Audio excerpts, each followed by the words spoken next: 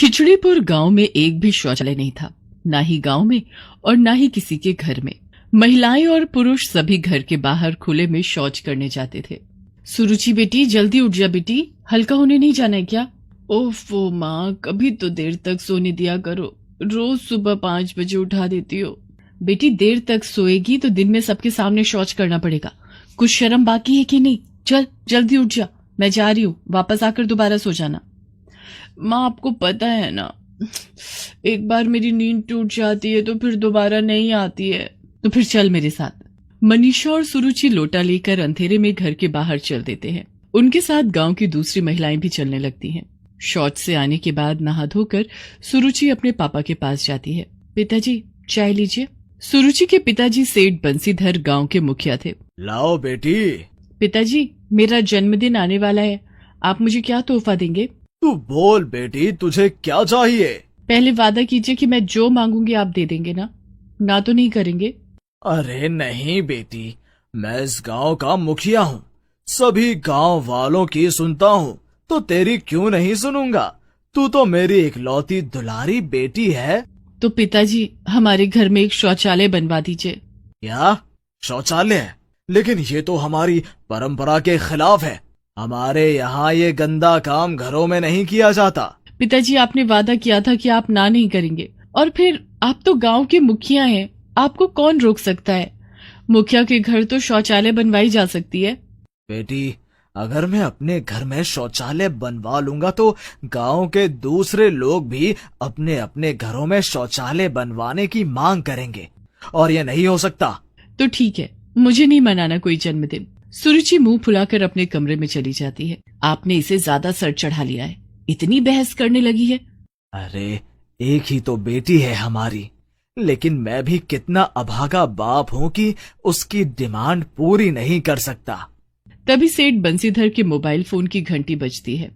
अरे नवीन का फोन आ रहा है। नवीन सेठ बंसीधर का इकलौता बेटा है, जिसने शहर में रहकर सिविल इंजीनियरिंग की पढ़ाई की है। पढ़ाई पूरी करने के बाद ही एक सरकारी कंपनी में नवीन की जॉब भी लग जाती है, और कंपनी के प्रोजेक्ट पर वो विदेश चला गया था। हेलो हेलो, प्रणाम पिताजी, मैं दिल्ली वापस आ गया हूँ और अगले सप्ताह गांव आ रहा हूँ। अरे वाह बेटा, अच्छे समय पर गांव आ रहे हो। अगले सप्ताह सुरुचि का जन्मदिन भी है। अरे सुना तुमने, अगले सप्ताह नवीन आ रहा है। ये सुनते ही मनीषा और सुरुचि दोनों खुश हो जाती हैं। अब भैया ही कुछ कर सकते हैं, अपनी बात भैया से कहूंगी। कुछ दिनों बाद नवीन घर आता है। माँ, ये आपके लिए कुछ साड़ियाँ लाया हूँ, और पिताजी ये घड़ी आपके लिए। और मेरे लिए क्या लाए हो भैया? तेरे लिए तो 1 नहीं, 2 नहीं, 3 नहीं, 4 नहीं, बल्कि पूरे 1 दर्जन सूट पीस लाया हूँ। बेटा, भगवान की दया से नौकरी तो तू अच्छी कर रहा है, अब तेरी शादी हो जाए, बस हमें और कुछ नहीं चाहिए। पिताजी, मैं तो शादी तभी करूंगा जब सुरुचि की शादी हो जाएगी, पहले इसे यहाँ से भगाऊंगा। भैया, नवीन हंसने लगता है और सुरुचि वहां से भागकर अपने कमरे में चली जाती है। पिताजी, मैंने सुरुचि के लिए एक लड़का देखा है जो विदेश में इंजीनियर है, और उसकी पूरी फैमिली विदेश में ही सेटल्ड है। ठीक है बेटा, तूने देखा है तो सब अच्छा ही होगा, लेकिन उन लोगों को लड़की देखने के लिए तो यहाँ आना होगा। ठीक है पिताजी, मैं इस बारे में दीपांशु से बात करता हूँ। अब बातें ही करते रहेंगे या इसे खाना भी खाने देंगे? हाँ, चलो खाना खाते हैं। सबने मिलकर खाना खाया, और खाने के बाद नवीन अपने कमरे में आराम करने चला गया। तभी वहां सुरुचि आई। भैया, मुझे आपसे कुछ बात करनी है। हाँ हाँ सुरुचि, बोलो क्या बात है। भैया, आप पापा से कहो ना कि हमारे घर में शौचालय बनवाएं। शौचालय ना होने की वजह से मुझे खुले में शौच करने जाना पड़ता है, मुझे बहुत शर्म आती है। ये तो तुमने बहुत अच्छी बात कही है, मैं आज ही पापा से बात करूंगा। अरे बेटा, लड़के वालों से बात हुई क्या?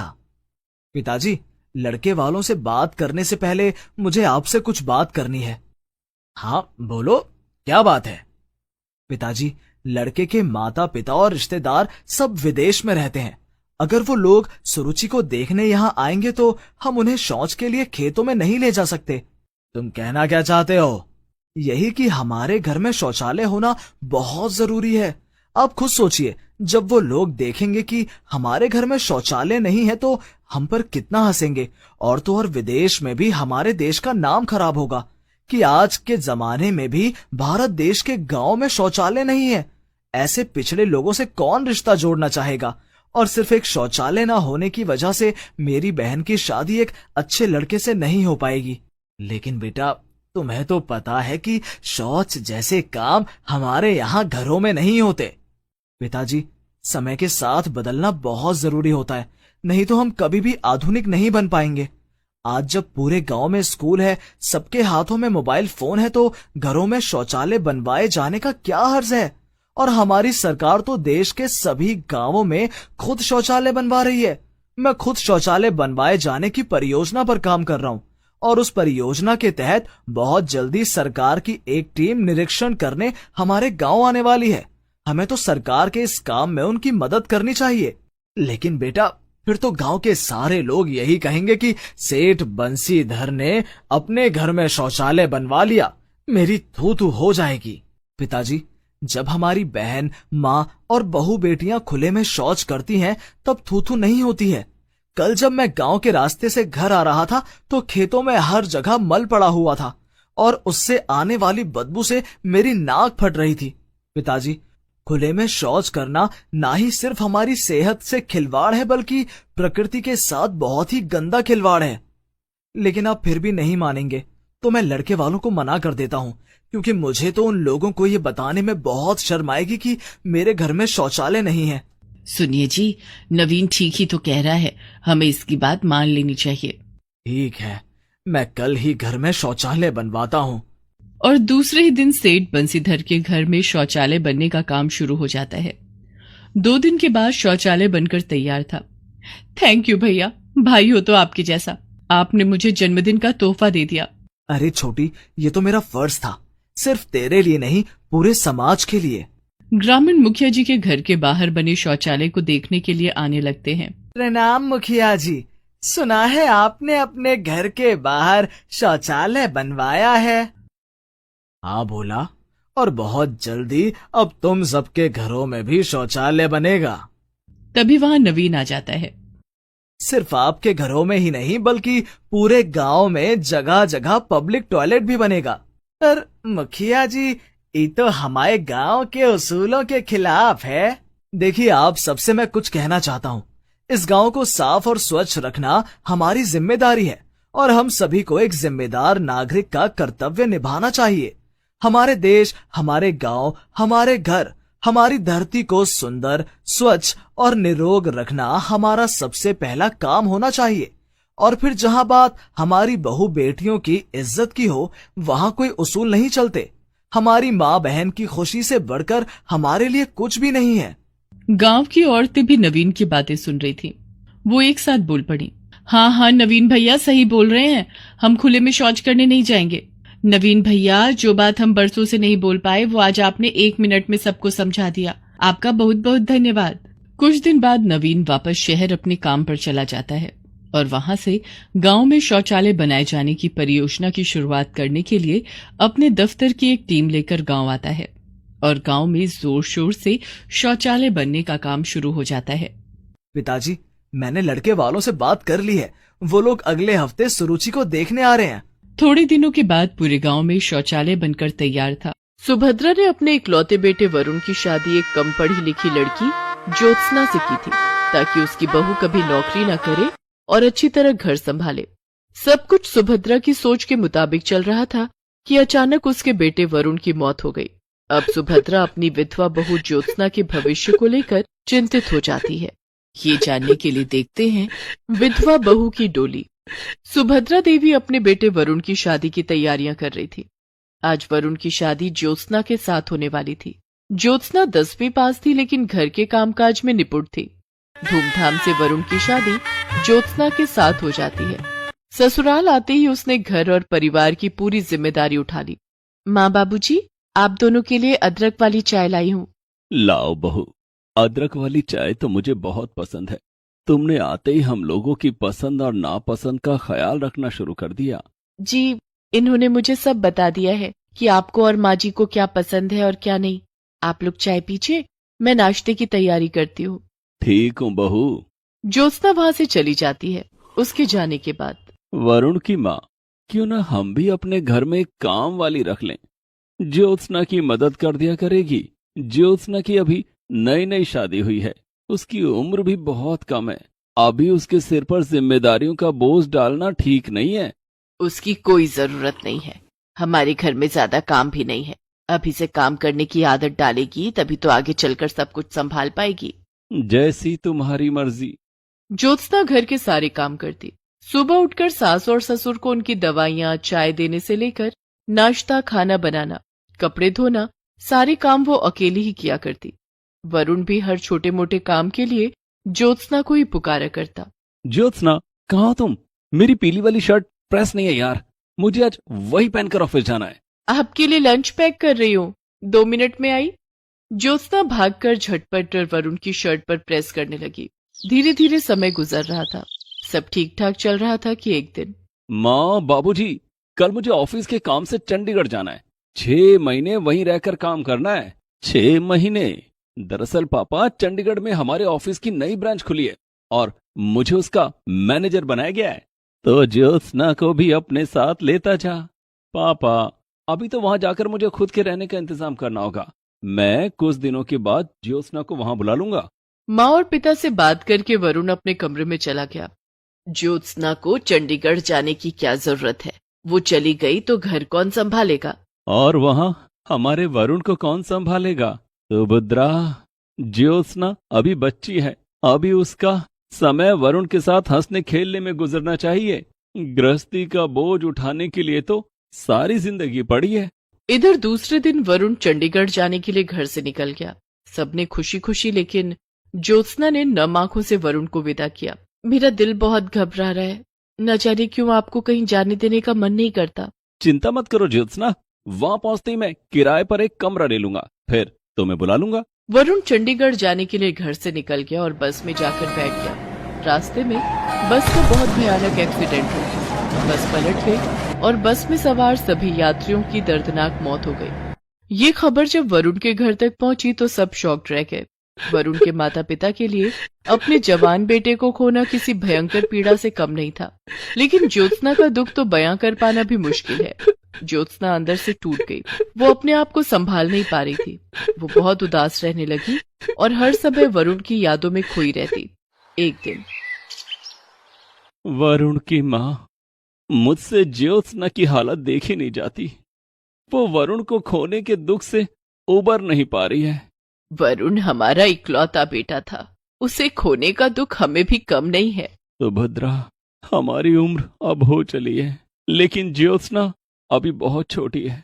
उसकी उम्र ही क्या है, उसे अपनी जिंदगी जीने और हंसने खेलने का पूरा अधिकार है। आप क्या चाहते हैं? मैं चाहता हूं कि हम ज्योत्सना की दूसरी शादी कर दें, लेकिन उससे पहले मैं उसे पढ़ाना चाहता हूं। ठीक है, एक बार ज्योत्सना से भी इस बारे में बात कर लीजिए। मैं उसे बुला कर लाती हूँ। सुभद्रा देवी ज्योत्सना को बुलाने के लिए उसके कमरे में जाती हैं। वहां उन्होंने देखा कि ज्योत्सना बेहोश होकर जमीन पर गिरी हुई है। सुभद्रा देवी दौड़कर अपने पति पंकज के पास गईं और ज्योत्सना के बारे में बताया। दोनों ने फोन करके डॉक्टर को बुलाया। डॉक्टर ने जब ज्योत्सना का चेकअप किया, आपकी बहू मां बनने वाली है। आप लोगों को इनका बहुत ख्याल रखना होगा।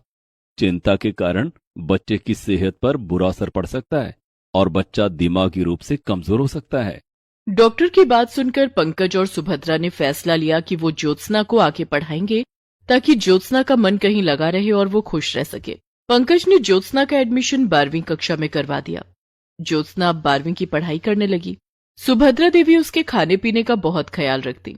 धीरे धीरे समय बीतता गया और 9 महीने बाद ज्योत्सना ने एक सुंदर सी बेटी को जन्म दिया। इसके साथ ही वो अपनी पढ़ाई भी करती रही। सुभद्रा देवी और पंकज अपनी पोती अनन्या को पाकर बहुत खुश थे। वे दोनों ज्योत्सना के साथ साथ अनन्या का बहुत ख्याल रखते। ज्योत्सना को लेकर सुभद्रा देवी के मन में भी बहुत बदलाव आ गया था। एक दिन ज्योत्सना रसोई में बर्तन धो रही थी, तभी वहां सुभद्रा देवी आई। ज्योत्सना बहू, ये सब छोड़, तू अनन्या के पास जा, उसके साथ खेलेगी तो तेरा दिल बहलेगा, और साथ साथ अपनी पढ़ाई भी कर। घर का काम मैं कर लूंगी। ज्योत्सना नन्ही और प्यारी बेटी अनन्या को पाकर अब खुश रहने लगी थी। वो अनन्या के साथ ढेर सारा समय गुजारती और बाकी समय में अपनी पढ़ाई करती। धीरे धीरे अनन्या बड़ी हो रही थी और ज्योत्सना भी अब कॉलेज में पहुंच गई थी। एक दिन, ज्योत्सना बहू, मैं चाहता हूँ कि तू बीएड की पढ़ाई कर ले। मैं कल ही तेरा एडमिशन करवा दूंगा। ठीक है बाबूजी। पंकज ने ज्योत्सना का एडमिशन बीएड में करवा दिया। अब ज्योत्सना रोज कॉलेज जाने लगी। अनन्या भी 2 साल की हो गई थी। एक दिन, मम्मा, मुझे भी आपके साथ कॉलेज जाना है। अनन्या बेटी, मुझे कॉलेज में पढ़ाई करनी है, तुम घर में दादाजी दादी जी के साथ खेलो। नहीं, मुझे आपके साथ कॉलेज जाना है। इसे अपने साथ ले जा ज्योत्सना, ये सारा दिन तुझे याद करती है और तेरे पास आने की जिद करती है। तेरे साथ कॉलेज जाएगी तो इसका दिल बहल जाएगा। उस दिन ज्योत्सना अनन्या को अपने साथ कॉलेज ले गई। ज्योत्सना की क्लास में सब अनन्या को बहुत प्यार करने लगे। कोई उसे चॉकलेट देता तो कोई उसके साथ खेलता। तभी ज्योत्सना ने देखा कि राजन अनन्या को अपनी गोद में लेकर उसके साथ बातें कर रहा था। राजन ज्योत्सना की क्लास में पढ़ता था। क्या बात है राजन, अनन्या परेशान तो नहीं कर रही है ना? अरे नहीं, बहुत प्यारी बच्ची है।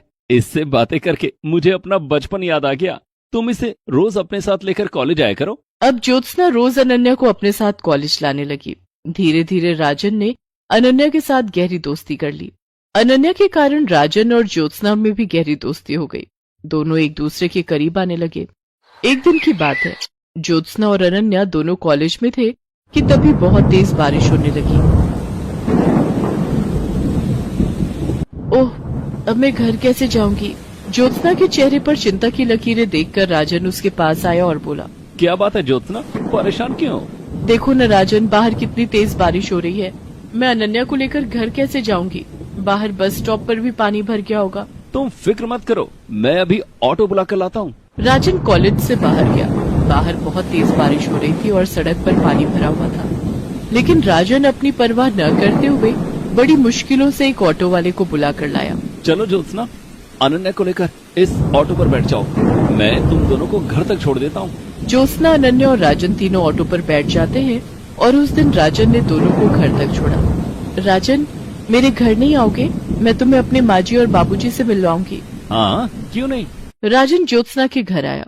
ज्योत्सना ने उसे पंकज और सुभद्रा से मिलवाया और बताया कि कैसे राजन ने तेज बारिश में भी भीगते हुए उसे और अनन्या को सुरक्षित घर तक पहुंचाया। ये तो तुमने बहुत अच्छा किया बेटा, वरना ये दोनों कॉलेज में न जाने कितनी देर बारिश रुकने का इंतजार करती रहती। राजन बेटे, तुम आते रहना और कॉलेज में ज्योत्सना का ख्याल रखना। उस दिन के बाद से राजन अक्सर ज्योत्सना के घर आने लगा और अनन्या के साथ ढेर सारी बातें करता। धीरे धीरे दोनों की पढ़ाई पूरी हो गई और उन्हें सरकारी स्कूल में शिक्षक की नौकरी भी मिल गई। एक दिन, सुभद्रा, क्या ज्योत्सना को अपनी जिंदगी नए सिरे से शुरू नहीं करनी चाहिए? आप क्या कहना चाहते हैं? मैं चाहता हूँ कि ज्योत्सना की शादी हो जाए, वो अपना घर बसा ले। अनन्या को भी पिता का प्यार मिल जाएगा। लेकिन ज्योत्सना से शादी करेगा कौन? मेरी नजर में एक लड़का है। हाँ, कौन है वो? राजन। राजन ज्योत्सना का बहुत अच्छा दोस्त है और वो अनन्या को भी बहुत प्यार करता है। लेकिन हमें इस बारे में ज्योत्सना और राजन से भी बात कर लेनी चाहिए। मैंने राजन को फोन कर दिया है, वो आज शाम को हमारे घर आएगा। हम राजन और ज्योत्सना दोनों से बात कर लेंगे। ठीक है। शाम को जब ज्योत्सना स्कूल से लौटी तो उसने देखा कि राजन उसके घर आए हैं और उसके सास ससुर से बातें कर रहा है। अरे राजन, तुम कब आए? अभी भी आया हूँ। दरअसल मुझे अंकल ने बुलाया। ज्योत्सना बहू, मैं तुम दोनों से कुछ बात करना चाहता हूँ। जी बाबूजी, कहिए। बहू, मैं चाहता हूँ कि तुम और राजन शादी कर लो। ये आप क्या कह रहे हैं बाबूजी? ये कभी नहीं हो सकता। ज्योत्सना बहू, बीती बातों को भूलकर आगे बढ़ना ही जिंदगी है। तेरे सामने अभी पूरी जिंदगी पड़ी है। हमारे बाद तेरा और अनन्या का ख्याल कौन रखेगा? राजन बेटा, ज्योत्सना अब मेरी बहू नहीं, बेटी है। क्या तुम जिंदगी भर इसका ख्याल रखोगे? अंकल, सच कहूं तो मैं ज्योत्सना और अनन्या से बहुत प्यार करने लगा हूं। मैं ज्योत्सना को अनन्या के साथ अपनाने के लिए तैयार हूं और वादा करता हूं कि उन्हें जिंदगी भर खुश रखूंगा। देर किस बात की? हम कल ही तुम्हारे घर आएंगे। तुम्हारे माता पिता से मिलकर शादी की तारीख पक्की कर देंगे। राजन के माता पिता सुभद्रा देवी और पंकज से मिलकर बहुत प्रभावित हुए। दोनों की रजामंदी से राजन और ज्योत्सना की शादी तय हो गई। सुभद्रा देवी और पंकज ने ज्योत्सना की शादी सास ससुर बनकर नहीं बल्कि माता पिता बनकर की। पंकज ने ज्योत्सना का कन्यादान किया और ज्योत्सना को डोली में बिठाकर ससुराल विदा किया।